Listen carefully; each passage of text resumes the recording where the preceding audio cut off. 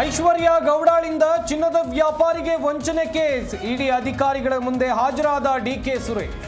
ಯಾವುದೇ ಹಣಕಾಸು ವಹಿವಾಟು ನಡೆದಿಲ್ಲ ಅಂತ ಪುನರುಚ್ಚಾರ.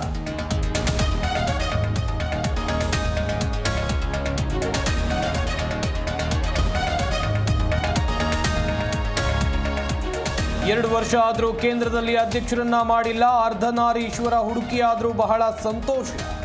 ಕೇಸರಿ ಪಡೆ ವಿರುದ್ಧ ಬಿಕೆ ಹರಿಪ್ರಸಾದ್ ಲೇವಡಿ.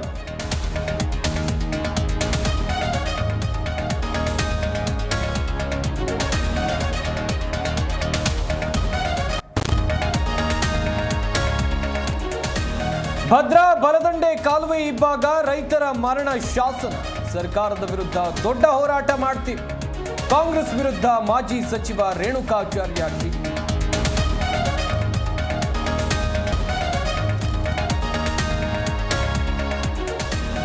ರಾಜ್ಯ ಸರ್ಕಾರದ ವಿರುದ್ಧ ತಿರುಗಿ ಬಿದ್ದ ಪಾಲಿಕೆ ನೌಕರರು. ಬೆಂಗಳೂರು ಸೇರಿ 10 ಮಹಾನಗರ ಪಾಲಿಕೆ ಬಂದ್. ಸಾಮೂಹಿಕ ರಜೆ ಹಾಕಿ ಪ್ರತಿಭಟನೆಗೆ ಬಂದ ಸಿಬ್ಬಂದಿ.